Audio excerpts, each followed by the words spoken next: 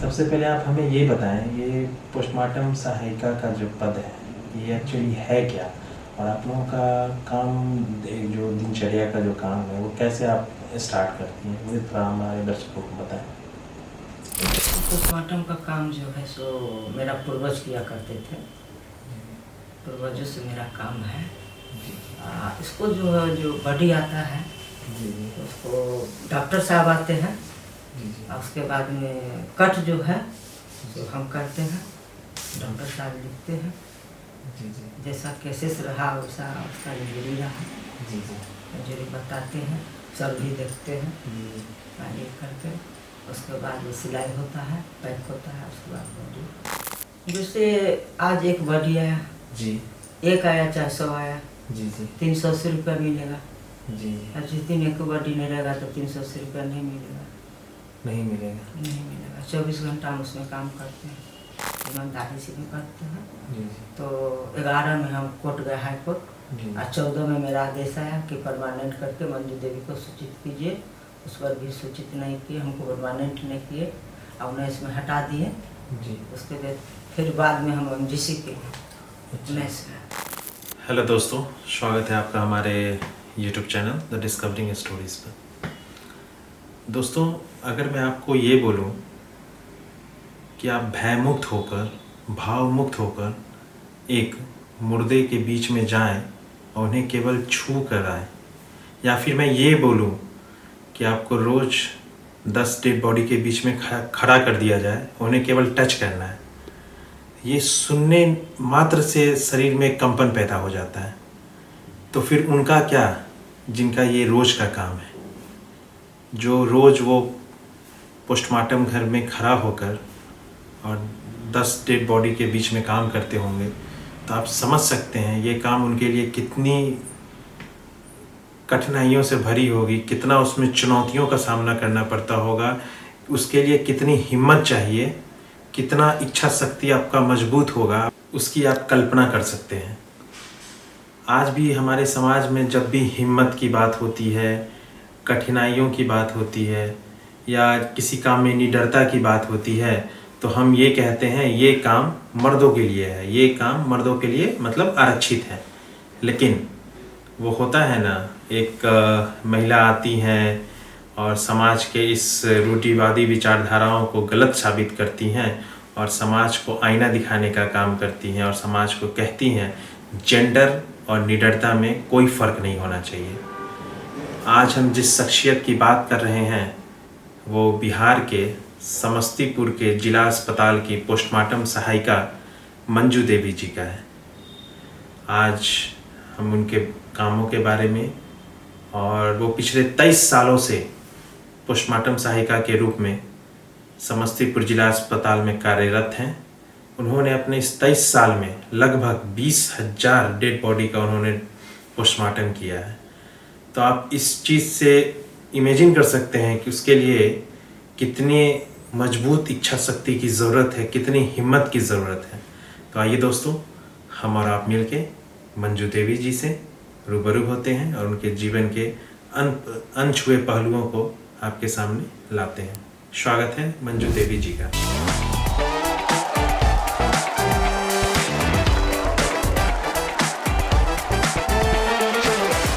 बहुत बहुत स्वागत मंजू देवी जी आपका। आप अपना कीमती समय हमारे लिए निकालें, इसके लिए आपको बहुत बहुत धन्यवाद। आपको भी सर बहुत बहुत धन्यवाद जो हमको आपने इन्वाइट करके बोला है, हम दौड़े चले आए।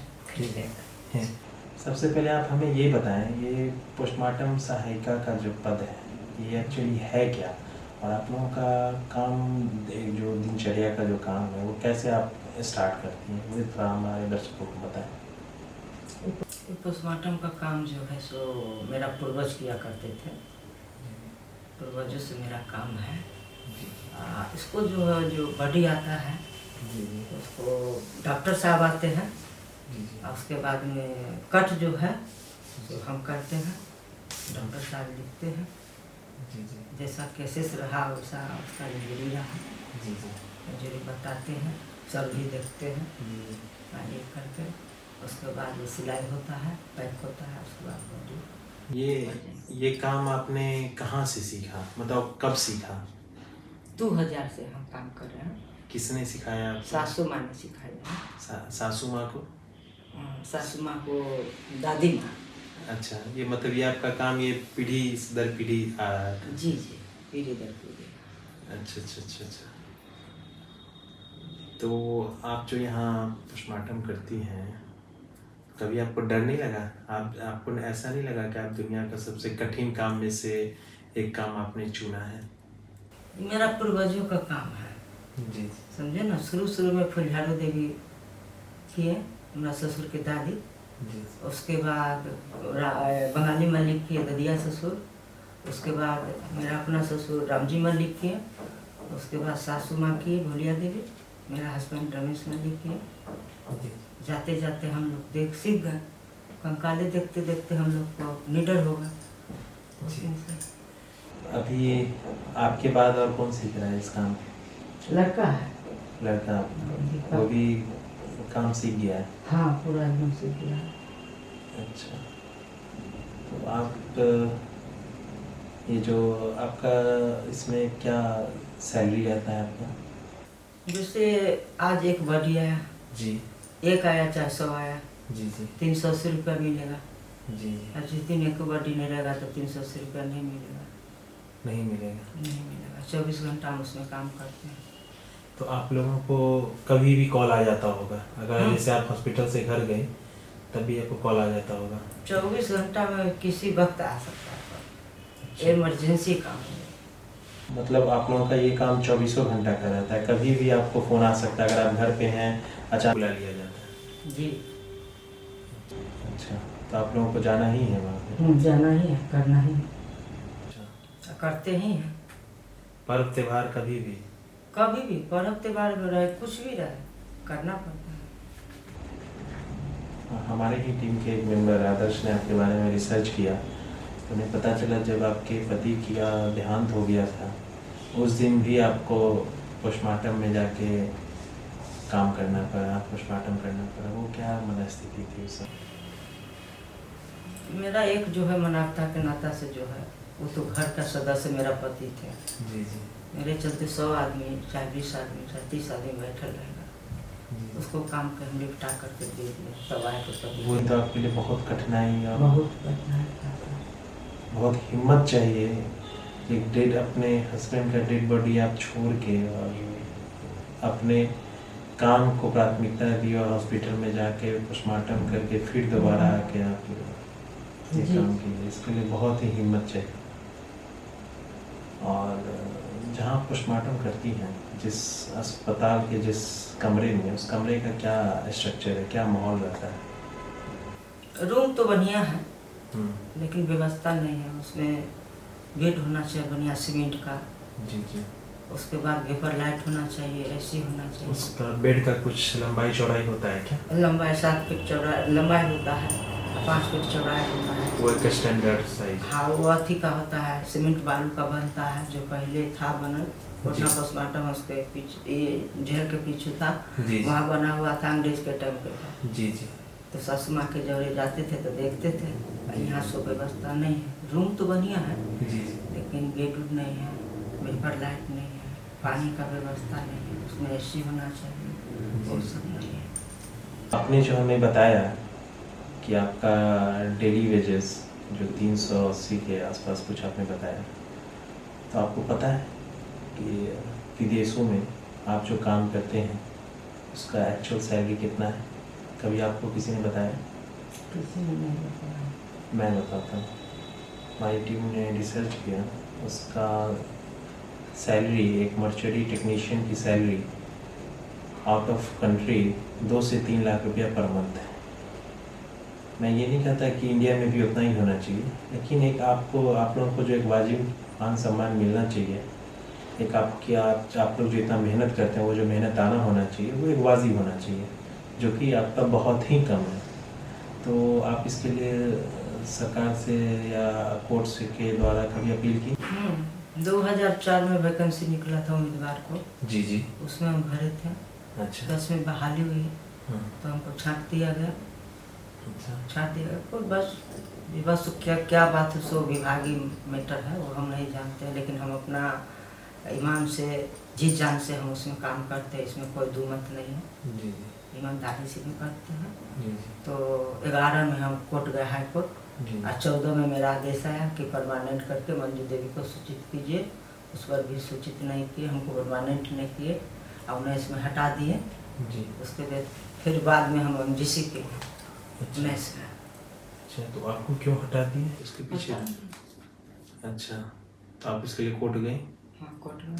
कोर्ट का क्या फैसला आया? अभी तक तो फैसला नहीं हुआ है। नहीं हुआ है, जी, तो अभी भी आप काम कर रही हैं?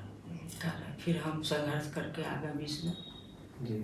20 तो में 20 में आपको फिर बुलाया गया वापस? जी जी, किनके द्वारा? सिविल सर्जन साहब बुलाए, DM साहब बुलाए, अच्छा अच्छा अच्छा।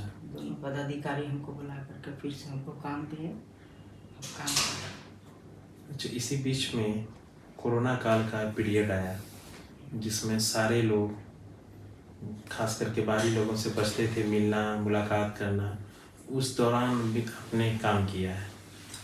उस टाइम में तो हमको हटा दिया गया 19 में। अच्छा तो एक नगिंदर मलिक था, अच्छा 4th क्लास, वो सिपाही कर्मचारी था, उसको पोस्टमार्टम के लिए वहाँ धर दिया गया था। जी। तो कोरोना वाला लाश को उठाने से इनकार किया। अच्छा तो फिर हमको बोला DO सर जी कि मंजू जी से आकर के थोड़ा सा इमरजेंसी से उठा के पोस्टमार्टम में धर दीजिए तो अच्छा रहेगा, बहुत हम लोग को परेशानी है। हम बोले कि हमको आप चिट्ठी दीजिए, हमको हटा दिए तो हम क्यों छोड़ेंगे, रिस्क कौन लेगा। तो नहीं, सुबह में आपको चिट्ठी मिल जाएगा। ADM साहब DO सर बोले कि सुबह में आपको मंजू जी चिट्ठी मिल जाएगा, अभी फिलहाल आप काम कर दीजिए, बहुत हम लोग को परेशानी है।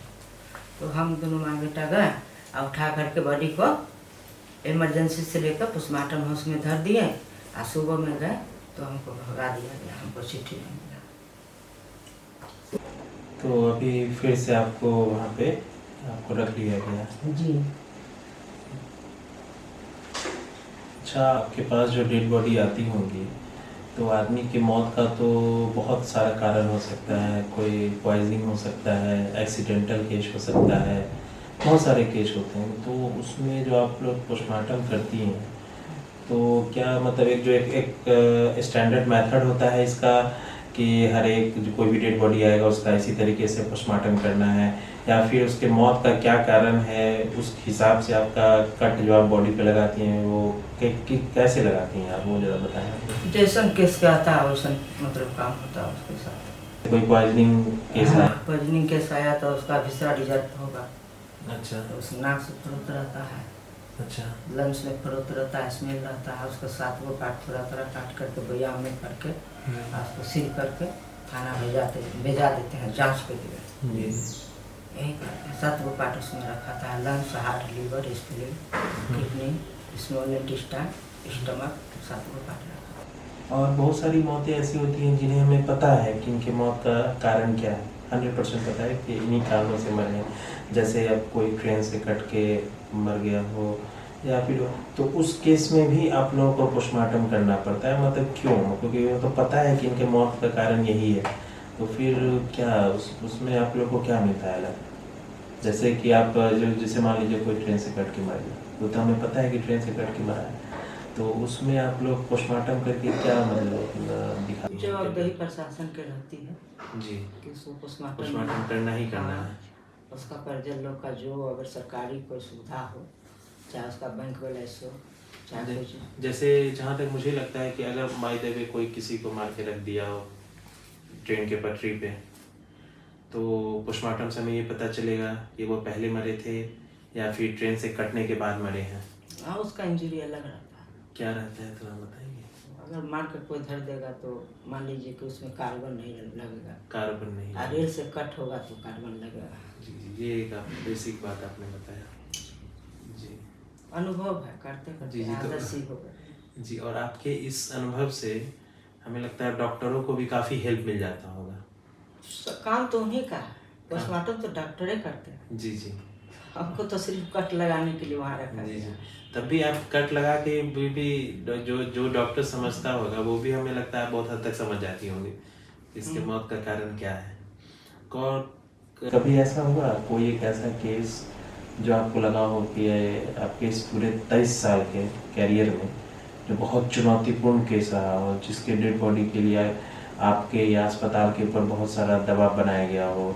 होता है कि कोई भी डेड बॉडी कोई पॉलिटिकल आदमी का हो या ये हो, तो कभी वैसा फेज आया आपके लाइफ में जब आपको लगा हो कि इसके कारण हमारे ऊपर प्रेशर आ रहा है? प्रेशर तो आज तक नहीं, हम उसका अथी नहीं किया, टेंशन नहीं लिया। जी जी। अखिलेश राय जो मरे थे भाई साहब, उनका भी पोस्टमार्टम हम ही किए। आप ही किए? हाँ, कुंदन राय का भी पोस्टमार्टम हम ही किए जी। तो उस समय बहुत मतलब पब्लिक बहुत था, तो अपना काम से हम मतलब रखे। उस परिस्थिति में भी अपने मन स्थिति को पूरा मजबूत रखना है। जी जी। डीएसपी साहब आए थे, सासू माँ मेरी जिंदी थी, उसके बाद बीच में हम उसमें गए, काम किए, अस्थिर से काम करके दे दिए पैसे।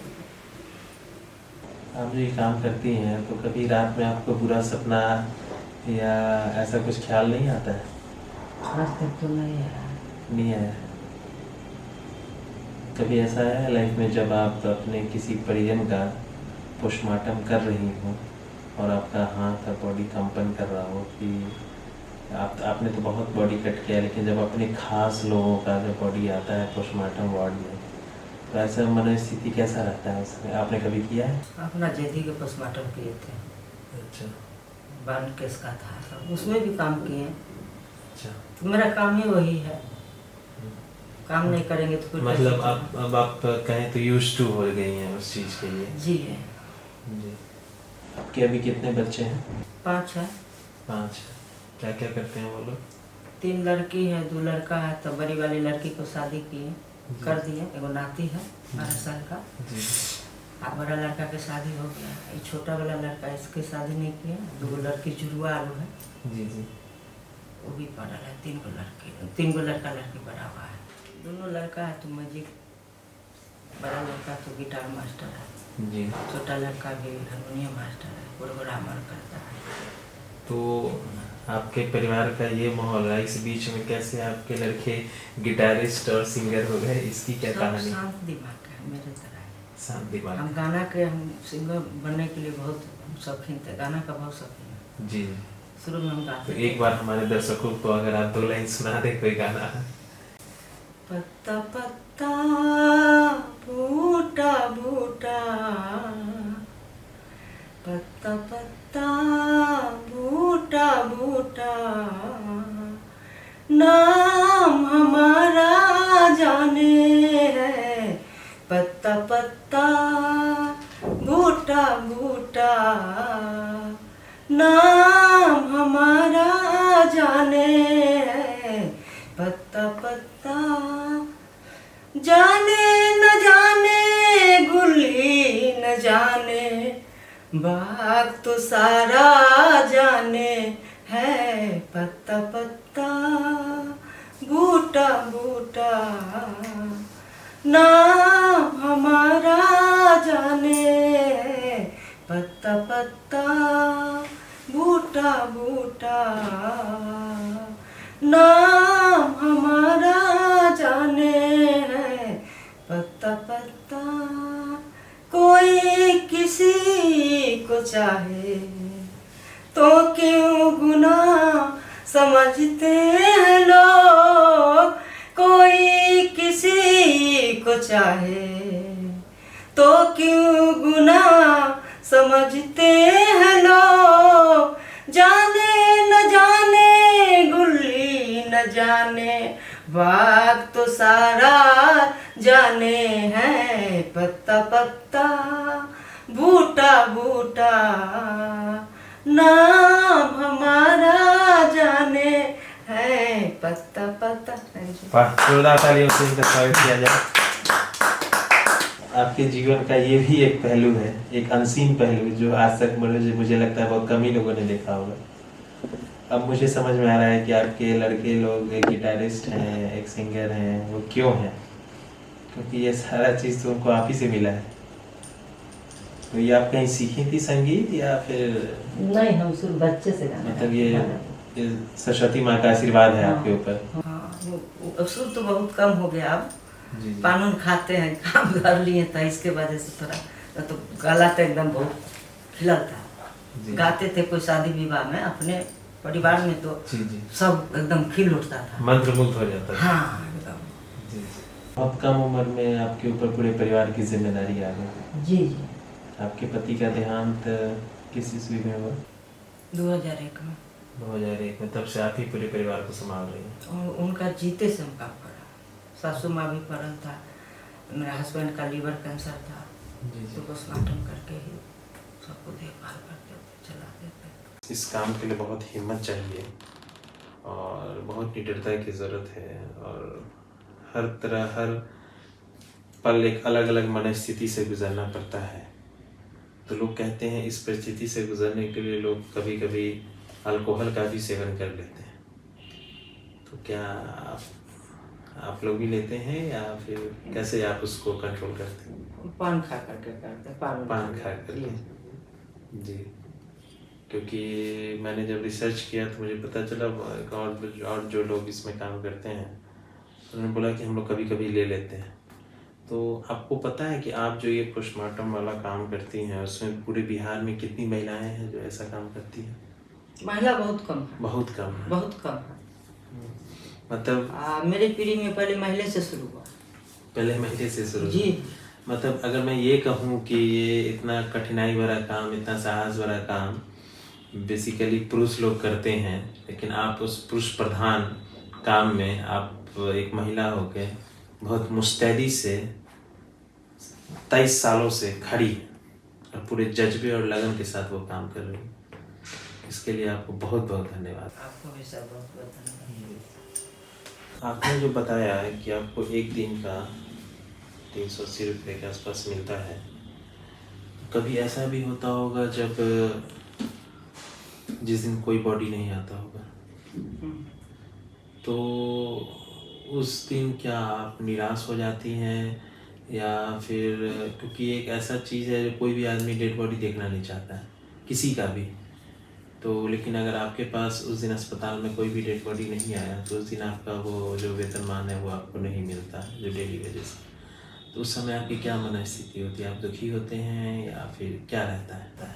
दुखी नहीं होते, हम तो भगवान से मनाते कि डेड बॉडी नहीं आ गए, यही पैसा मिलता उसी में गुजारा करेंगे, लेकिन कोई मरे नहीं, कोई मनुष्य। हमको यही कहना है भगवान से कि कोई डेड बॉडी ना आवे। आपका जो ये ज़िंदगी का जो काम है जो आप कर रही हैं, उसके लिए खास करके महिला होके आप जो ये काम कर रही हैं उसके लिए बहुत साहस, निडरता और बहुत ही आत्मबल की ज़रूरत है। निश्चित रूप से ये एपिसोड जब मैं अपने YouTube पर डालूँगा, बहुत सारी महिलाएं आपके इस काम से प्रभावित होंगी और उनके अंदर भी एक आत्मबल पैदा होगा। तो आप उन महिलाओं को क्या संदेश देना चाहेंगे कि हर एक की ज़िंदगी में बहुत सारी परेशानियां आती हैं जिनसे उन्हें लड़ना होता है, जूझना होता है, उनसे उनको फिर बाहर निकलना पड़ता है, तो आपकी भी ज़िंदगी में बहुत उतार चढ़ाव आया है और अभी जो आप काम कर रही हैं उसमें भी बहुत उतार चढ़ाव रहता है, तो आप उस संदर्भ में हमारी खास करके महिलाओं को आप क्या संदेश देना चाहेंगे? उनको यही कहेंगे कि आत्मा बल से काम करना चाहिए, बुलंद होकर के, कहीं कुछ भी नहीं है। ईमानदारी सबसे पहला बात, ईमानदारी से काम करे, हिम्मत से काम करे, हिम्मत बुलंद करके एंजॉय करके काम करे। सभी बहन को हम कह रहे हैं, बहन लोग को जो हिम्मत से काम करें, कहीं कुछ भी नहीं, अपना सबसे बड़ा हिम्मत है, हौसला है, ईमानदारी है, वही ईमानदारी आपको हौसला बढ़ाएगा। ईमानदारी से काम करेंगे तो आगे बहुत बढ़ेंगे लोग। मेरे तरफ से मंजू देवी से यही कहना है सब बहनों को कि हिम्मत से काम करे, हौसला बुलंद करके काम करे, एंजॉय करके काम करे, ईमानदारी पूर्वक काम करे, अपने आप बल मिल जाएगा। जो ईमानदारी से काम करेंगे तो अपने आप बल मिल जाएगा। चलिए मंजू देवी जी, आपका बहुत बहुत धन्यवाद, आपने अपना कीमती समय हमारे लिए निकाला और आपको एक बार फिर से दशहरा पूजा के लिए बहुत बहुत हार्दिक बधाई, और उम्मीद करेंगे आप इसी तरीके से आगे भी लोगों की सेवा करते रहें और जब भी लोगों को आपकी ज़रूरत पड़े तो आप पूरे तटस्थता के साथ उनके साथ खड़े मिलें। और मैं सरकार से भी निवेदन करूँगा, प्रशासन से निवेदन करूँगा, इनका जो भी मांग है उस पर कृपा कर अमल किया जाए और इनके मेहनत को नज़रअंदाज ना करके इनकी मेहनत को अप्रिशिएट किया जाए। मंजू देवी जी बहुत बहुत धन्यवाद। आपको भी सर बहुत बहुत धन्यवाद सर।